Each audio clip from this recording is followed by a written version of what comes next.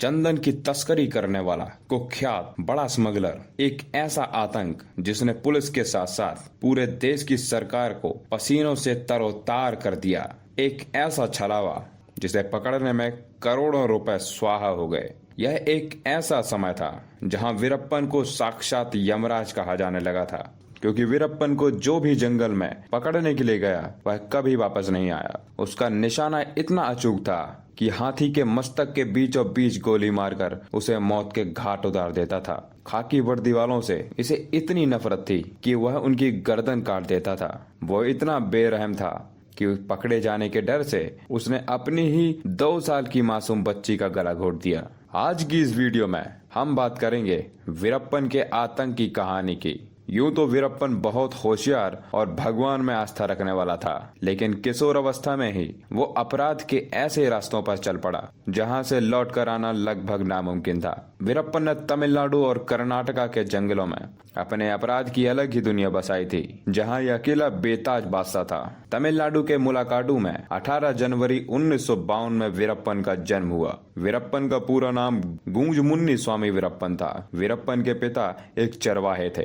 इसका फायदा ये हुआ कि वीरप्पन बचपन से ही जंगल में सरवाइव करने में निपुण हो गया। बड़ा होते होते वीरप्पन इल्लीगल हंटिंग करने वाले क्रिमिनल ग्रुप में जुड़ गया। इसके अपराधों की शुरुआत अपने एक रिश्तेदार के जरिए, जिसका ये सहयोग किया करता था, जिसका नाम सेवी गोंडेर था। यह भी अपने समय का एक बहुत बड़ा चंदन तस्कर था। वीरप्पन को 1972 में पहली बार गिरफ्तार किया गया था। वीरप्पन चंदन की लकड़ी और हाथी के दांतों की तस्करी किया करता था। वीरप्पन उन सभी लोगों को मौत के घाट उतार देता जो भी इसके अपराध के रास्ते में आता। कहा जाता है वीरप्पन ने उस समय 10,000 टन चंदन की लकड़ियों की तस्करी की थी। साथ ही साथ कहा जाता है वीरप्पन का निशाना इतना पक्का था कि वह हाथी को एक ही गोली में ढेर कर देता था और हाथी का दांत निकाल लेता था। दोस्तों, ये हाथी के दांत बहुत कीमती होते हैं।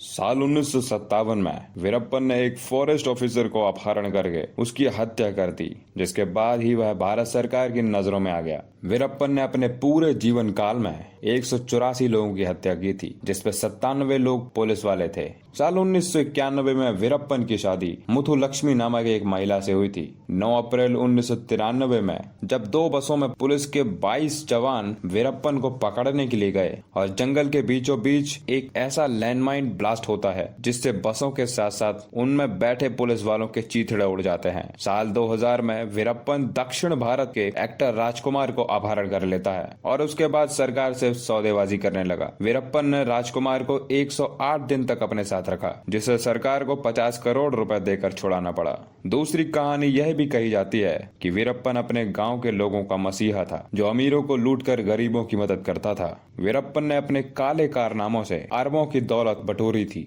चंदन की लकड़ी की तस्करी, हाथी की दांतों की तस्करी के साथ साथ हत्या, किडनैपिंग जैसी कई मामलों में पुलिस को वीरप्पन की लंबे समय से तलाश थी।